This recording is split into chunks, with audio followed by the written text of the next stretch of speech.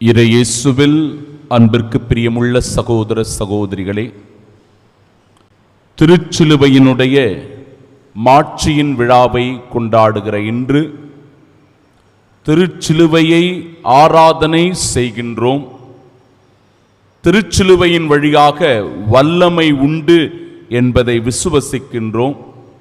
அந்த திருச்சிலுவையினாலேயே நாம் ஒவ்வொருவரும் மீட்பினை பெற்றுக்கொண்டோம் என்பது நம்முடைய அசைக்க முடியாத விசுவாசம். எனவே அந்த திருச்சிலுவையை நோக்கி ஒரு சில நிமிடங்கள் பக்தியோடு நாம் ஜெபிப்போமாக.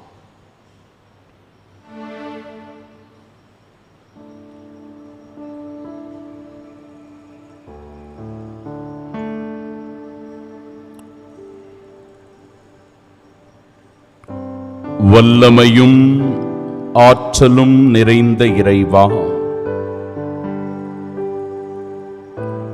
உம் திருச்சிலுவையினாலேயே நாங்கள் ஒவ்வொருவரும் மீட்பினை பெற்றுக் கொள்ளுகிறோம். அதே அச்சிஷ்ட பாரமான சிலுவையினாலேயே எங்களை பாவத்திலிருந்து கழுவி தூய்மைப்படுத்தி உயிர்த்தெழுதலில் பங்கு கொள்ளக்கூடிய பாக்கியத்தையும் விண்ணக பேரின்பத்தை அனுபவிக்கக்கூடிய நிலை வாழ்வையும் உரிமையாக பெற்று தந்தி. ஆண்டவரே, இந்த திருச்சிலுவையை உற்று நோக்குகிற ஒவ்வொரு கண்களும் நம்பிக்கையை பெற்றுக் கொள்வதாக. இந்த திருச்சிலுவையை உற்று நோக்குகிற ஒவ்வொருவரும் வாழ்வின் போராட்டங்களை துணிவுடன் சந்திப்பார்களாக. இந்த திருச்சிலுவையை ஆராதிக்கின்ற ஒவ்வொருவரும் கிறிஸ்துவினுடைய இரத்தத்தில் பங்கெடுத்து அவருடைய மீட்பின் பிள்ளைகளாக இந்த உலகத்தில் வாழக்கூடிய ஆசீரை பெறுவாராக. இந்த திருச்சிலுவையே எங்களுக்கு பாதுகாப்பு. இந்த திருச்சிலுவையே பேய்களையும் சாத்தானையும் நடுநடுங்கச் செய்கின்ற ஆயுதம். இந்த திருச்சிலுவையே எங்கள் ஒவ்வொருவருடைய வாழ்க்கையின் வெற்றியின் ரகசியம் என்பதை உணர்ந்து கொள்ள அருள் தாரும். திருச்சிலுவையினுடைய பேராசீரை நாங்களும் எங்கள் குடும்பமும் இந்த பங்கு திரு அவையும் இந்த திருப்பலியில் பங்கெடுத்துக் கொண்டிருக்கிற ஒவ்வொரு சகோதரனும் சகோதரியும் பெற்றுக்கொள்ள தந்தை, மகன், தூய ஆவியார் நம் ஒவ்வொருவரையும் ஆசீர்வதிப்பாராக. ஆமென். திருச்சிலுவை மரமிதோ, இதிலேதான் தொங்கியது உலகத்தின் இரட்சணியம். வருவி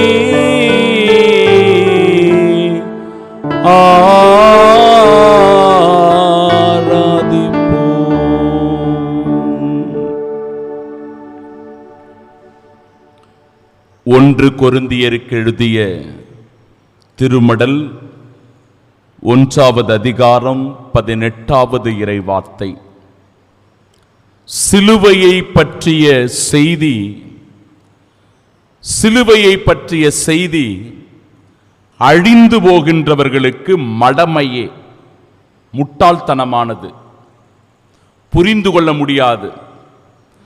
ஆனால் இதை விசுவசிக்கின்ற நமக்கோ கடவுளின் வல்லமை என்று அந்த இறைவார்த்தை சொல்லுகிறது. சகோதர சகோதரிகளே, 3 நிகழ்வுகளை இந்த திருச்சிலுவையை மையப்படுத்தி நான் உங்களுக்கு எடுத்துக் கூற விரும்புகிறேன். ஒன்று, முதலில் இந்த திருச்சிலுவையை கண்டுபிடிக்கக்கூடிய அதிசயம் நடந்தது. கிபி 326 3வது நூற்றாண்டில் கான்ஸ்டன்டைன் என்கிற மன்னன் ஆண்டு வந்தான்.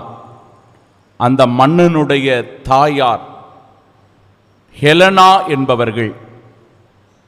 அந்த ஹெலனா புனித திருப்பயணமாக புனித பூமிக்கு போகிறார்கள்.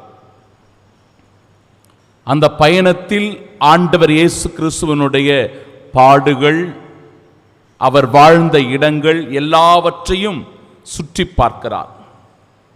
இயேசு ஆண்டவர் சுமந்த சிலுவையை கண்டுபிடிக்க வேண்டும் என்கிற ஆர்வம் அவருக்குள் எழுகிறது. அதுவரை அந்த சிலுவை பற்றிய ஆர்வம் இருந்ததில்லை. ஆனால் இவருக்கு அந்த ஆர்வம் ஏற்பட்டதனால் எங்குதான் இயேசு சுமந்த சிலுவை இருக்கிறது என்று அவர் தேட ஆரம்பித்த போது 3 சிலுவைகளை கண்டுபிடித்திருக்கிறார்கள். 3 சிலுவைகள். 3 சிலுவைகள் இருக்கிறதே, இந்த 3 சிலுவைகளில் எது ஆண்டவர் இயேசு கிறிஸ்து சுமந்த சிலுவை, இதுல எது அவர் சுமந்த சிலுவைன்னு கண்டுபிடிக்கிறது 3 கிடைச்சிருக்குதே அப்படின்ற வியப்பு. அப்பொழுது ஒரு குருவானவருடைய வழி நடத்துதலின் பேரில் ஒரு நோயுற்ற மனிதர் வருகிறார். அந்த நோயுற்ற மனிதர் 3 சிலுவைகள் இருக்கிறதே, இந்த 3 சிலுவைகளை அந்த நோயுற்றிருக்கிற மனிதனை தொடச் சொல்லுங்கள்.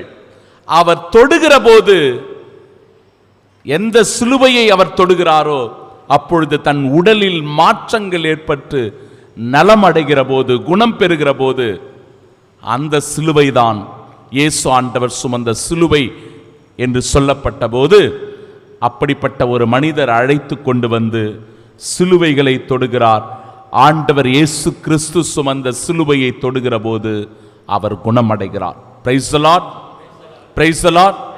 அதிலிருந்துதான் ஆண்டவர் இயேசு கிறிஸ்து சுமந்த சிலுவையானது அடையாளப்படுத்தப்படுகிறது. அந்த புனித பூமியிலிருந்து அதை கொண்டு வந்து வணக்கத்திற்குரிய திருச்சிலுவையாக அது உயர்த்தப்படுகிறது. மாட்சி நிறைந்த சிலுவையாக அது உயர்த்தப்படுகிறது. மக்களுடைய வணக்கத்திற்கு அந்த திருச்சிலுவை கொண்டு வரப்படுகிறது. செப்டம்பர் 14 அதனுடைய நினைவாக கொண்டாடப்படுகிறது. இரண்டாவது நிகழ்வு, புனிதரும் அரசருமான ஹெராக்லியுஸ் என்பவர் பெர்சிய நாட்டு அரசனிடத்தில், அது ஒரு பெர்சிய நாட்டுக்கிட்ட போயிடுச்சு அந்த சிலுவை, சண்டை போட்டு இங்க அங்கன்னு சொல்லி எப்பொழுதெல்லாம் அவர்கள் அடிமை ஆகிறார்களோ உடனே அந்த ஆட்சி செலுத்துகிற அந்த சிலுவையை தூக்கிட்டு ஓடுவாங்க. அப்போ மறுபடியும் சண்டை போட்டு அதை தூக்கிட்டு வரணும். இந்த பிரச்சனை நீடித்து கொண்டிருந்தது. அப்போ பெர்சிய நாட்டு அரசனிடமிருந்து அந்த சிலுவையை மீட்டு கொண்டு வருவதற்காக இவர் நோன்பிருந்து செபிக்கின்றார். கடவுளிடத்தில் உருக்கமாக மன்றாடுகிறார். எனவே அதன் பேரில் அவருக்கு அந்த சிலுவையை மீட்டு கொண்டு வருகின்ற பாக்கியமும் கிடைக்கிறது. அதை மீட்டு கொண்டு வந்து ஆலயத்தில் அந்த திருச்சிலுவையை நிறுவ வேண்டும். இப்போ நம்ம ஒவ்வொரு கத்தோலிக்க இறை நம்பிக்கையாளர்களுடைய ஆலயத்திலும் திருச்சிலுவையானது நிறுவப்பட்டிருக்கிறது. இந்த ஹெராக்லியுஸ் என்கிற அரசரும் புனிதருமான இவருக்கு ஆண்டவர் இயேசு கிறிஸ்து சுமந்த அந்த சிலுவையை ஆலயத்தில் நிறுவ வேண்டும் என்று அவர் போகிறார். அவர் அப்படி போய் அதை மீட்டு கொண்டு வருகிற போது, பிரியமானவர்களே, நிறைய ஆபரணங்களை எல்லாம் அணிந்து கொண்டிருந்தார். அரசர்கள் என்று உங்களுக்கு தெரியும் அவர் எப்படி இருப்பாங்க அரசர்கள் என்று. விலை உயர்ந்த பட்டாடைகள், ஆபரணங்கள் இவற்றையெல்லாம் அணிந்து கொண்டு அதை தூக்கி கொண்டு வந்திருக்கிறார். அவர் மட்டும் இல்லை, அவரோடு சேர்ந்து பல பேர் சேர்ந்து அதை தூக்கி கொண்டு வந்திருக்கிறார். அப்படி தூக்கி கொண்டு வருகிற போது அந்த எருசலேம் நகரத்தினுடைய ஆயர் செக்கரையா என்பவர் அந்த அரசருக்கு சொல்லி இருக்கிறார், நீ என்னதான் பண்ணாலும் அந்த திருச்சிலுவையை ஆலயத்தில் நிறுவ முடியாது, அது ஆலயத்தில் நீ வைக்க முடியாது. ஏன்? எப்பொழுது நீ உன்னுடைய ஆபரணங்களை, உன்னுடைய அந்த விலை உயர்ந்த ஆடைகளை துறக்கிறாயோ அப்பொழுதுதான் அந்த திருச்சிலுவையை நிறுவ முடியும். இவரும் முயற்சி செய்து அதை தூக்கிட்டு வந்து உள்ள நிறுவனம்னு நினைச்சிருக்கிறாரு. அதை செய்யவே முடியலாம். அதன் பிறகு போய் அவர் அந்த ஆபரணங்களை எல்லாம் கழட்டி வைத்துவிட்டு எளிமையாக வந்து அந்த திருச்சிலுவையை தூக்கி நிறுத்திய போதுதான் அது நிலைநிறுத்தப்பட்டது என்பதும் அதனுடைய ஒரு வரலாறு. மூன்றாவது நிகழ்வு, கிறிஸ்டோபர் என்கிற ஒரு புனிதர். கிறிஸ்டோபர் என்கிற புனிதர் தெரியுமா? கேள்விப்பட்டுக்கிறீங்களா? எதுக்கு பாதுகாவலர் அவரு? கிறிஸ்டோபர் என்கிற புனிதர். எத்தனை பேர் கார் வச்சுட்டுக்கிறீங்க? பயணத்தினுடைய பாதுகாவலர். கார் வச்சுட்டுக்கிறீங்களா எல்லாரும்? அந்த கார்லெல்லாம் நாம் என்ன பண்ணுவோம்? புனித கிறிஸ்டோபருடைய சுரூபத்தை வச்சிருப்போம். நாம் பயணம் செய்கிற போது பாதுகாப்பாக போனோம், பாதுகாப்பாக வரணும். பயணத்தினுடைய பாதுகாவலராக இருக்கிறவர் புனித கிறிஸ்டோபர். அவருடைய வாழ்க்கையை பார்க்கும்போது அவர் ஒரு வலிமை வாய்ந்த, ஆற்றல் வாய்ந்த ஒரு மனிதராக இருந்தாராம். அவருடைய நினைவு என்னவென்றால், அவருடைய சிந்தனை என்னவென்றால், இந்த உலகத்தில் யார் மிக வலிமையானவர்களோ அவர்களுக்கு நான் ஒரு சேவகனாக, படை தளபதியாக நான் செயல்படுவேன் என்பதுதான் அவருடைய வாழ்க்கையின் குறிக்கோளாக, இலக்காக இருந்திருக்கிறது. அப்படியாக பல பேருக்கு அவர் பணி செய்திருக்கிறார். இறுதியில் சாத்தானினுடைய படை தளபதியாக இருந்து கொண்டு அந்த சாத்தானுக்கு ஊழியம் செய்திருக்கிறார். ஏன்னா அந்த சாத்தான் தான் மிக மிக வல்லமை படைத்தவன் என்று அவன் நினைத்துக் கொண்டிருந்தான். ஒரு முறை அவர் குதிரையிலே பயணிக்கின்ற போது இந்த சாத்தானை பார்க்கிறார். இந்த சாத்தான் எதையோ கண்டு பயப்படுவதை, அஞ்சுவதை இவன் கண்டு கொள்ளுகிறான். என்னடா, இந்த உலகத்தில் ரொம்ப வல்லமை படைத்தவன் என்று நாம் இவரை நினைத்து கொண்டிருந்தோம். இந்த மனிதரும் யாரையோ பார்த்து பயப்படுகிறாரே, அச்சப்படுகிறாரே என்று பார்த்தவுடனே அந்த இடத்தில் திருச்சிலுவை இருந்திருக்கிறது. அந்த திருச்சிலுவையை பார்த்து அந்த சாத்தான், அந்த அலகை அன்று நடுங்கி இருக்கிறது. அன்றிலிருந்து தன்னுடைய வாழ்க்கையை மாற்றிக்கொண்டு இந்த சிலுவையினுடைய படை வீரனாக அவன் மாறினான். சகோதர சகோதரிகளே, இப்படிப்பட்ட வல்லமை, ஆற்றல் இந்த திருச்சிலுவைக்கு உண்டு. பிலிப்பியருக்கு எழுதிய திருமடல் 2வது அதிகாரம் 8வது இறைவார்த்தையில், சாவை ஏற்கும் அளவிற்கு, அதுவும் சிலுவை சாவையை ஏற்கும் அளவுக்கு கடவுள் கீழ்ப்படிந்து தம்மையே தாழ்த்தி கொண்டார். அப்ப இந்த சிலுவை என்பது தாழ்ச்சியின் அடையாளம், எளிமையின் அடையாளம். அதனால்தான் பட்டாடைகளை உடுத்தி கொண்டு, ஆபரணங்களை அணிந்து கொண்டு இந்த சிலுவையை சுமந்து கொண்டு வர வேண்டும் என்று நினைத்த போது அந்த இராக்குலிஸ் என்கிற அந்த புனிதரால், அந்த அரசரால் அதை சுமந்து கொண்டு வர முடியவில்லை. ஏனென்றால் இது தாழ்ச்சி, எளிமையின் அடையாளம். ஆண்டவர் இயேசு கிறிஸ்து அடிமையின் வடிவை பூண்டு இந்த சிலுவையை சுமந்தார். 1 பேதுரு 2வது அதிகாரம் 24வது இறைவார்த்தையில், சிலுவையின் மீது தம் உடலில் நம் பாவங்களை அவரே சுமந்தார். நம் பாவங்களை அந்த சிலுவையில் ஆண்டவர் இயேசு கிறிஸ்து தம் உடலில் சுமந்தார். நாம் பாவங்களுக்காக இறந்து நீதிக்காக வாழ்வதற்கே இவ்வாறு செய்தார். அவர் தம் காயங்களினால் நாம் ஒவ்வொருவரும் குணமடைகிறோம் என்கிறது இறைவார்த்தை. மார்க்கு நற்செய்தி 8வது அதிகாரம் 34வது இறைவார்த்தையிலும், லூக்கா நற்செய்தி 14:27 என்கிற இறைவார்த்தையிலும் சொல்லப்படுகிறது, யார் ஒருவர் என்னை பின்பற்ற விரும்புகிறாரோ, யார் ஒருவர் என்னை பின்பற்றி ஏற்றுக்கொள்ள விரும்புகிறாரோ, என்னுடைய வாழ்க்கையை வாழ விரும்புகிறாரோ, அந்த மனிதர் தன்னலம் துறந்து தன் சிலுவையை சுமந்து கொண்டு என்னை பின்பற்றி செல்லட்டும் என்கிறார் ஆண்டவர் இயேசு. இயேசுவின் சீடனாக, சீடத்தியாக, அவருடைய அன்பர்களாக நாம் வாழ விரும்பினால் அன்றாட சிலுவைகளை சுமப்பதற்கு நாம் தயாராக இருக்க வேண்டும். அன்றாட சிலுவைகளை சுமப்பதற்கு நாம் தயாராக இருக்க வேண்டும்.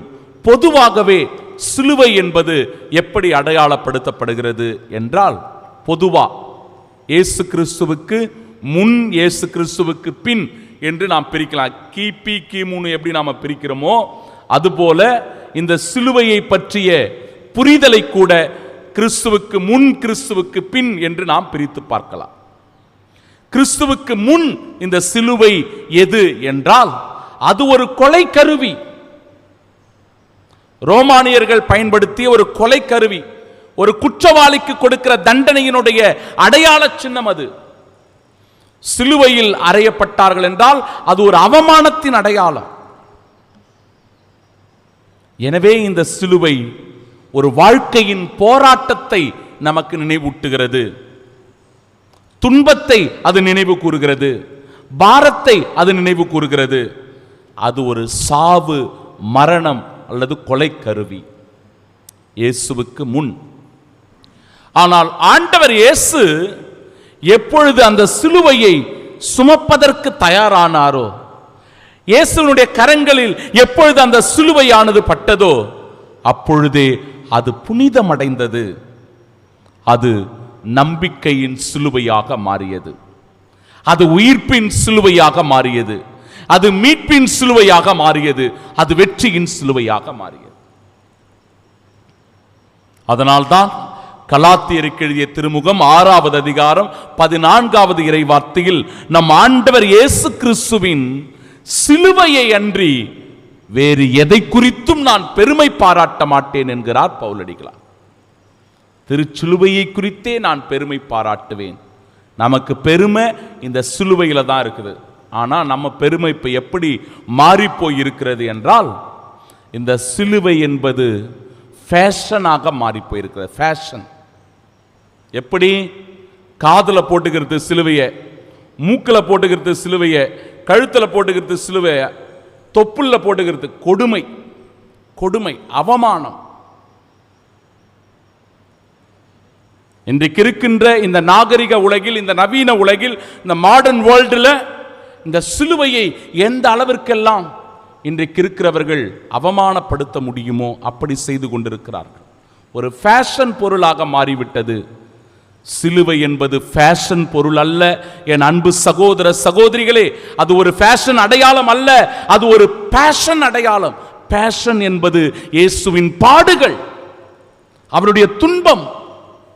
அவர் நமக்காக, நம்முடைய பாவங்களுக்காக அந்த சிலுவையை சுமந்ததனுடைய அடையாளம். அதிலேதான் நமக்கு மீட்பும் வெற்றியும் உயிர்ப்பும் நிலைவாழ்வும் அடங்கி இருக்கிறது. எனவே வெறும் ஃபேஷனுக்காக அணிவதாக அதை அணிந்து கொள்ளக்கூடாது. மாறாக இயேசுவினுடைய பாடுகளை அதில் நினைவூட்டி, அந்த பாடுகளினால்தான் நாம் ஒவ்வொருவரும் வாழ்வை பெற்றுக்கொள்கிறோம் என்கிற உணர்வு நிலை இருந்தால், இந்த சிலுவையின் மாட்சியினால் நாம் ஒவ்வொருவரும் ஆசீர்வதிக்கப்படுகிறோம்.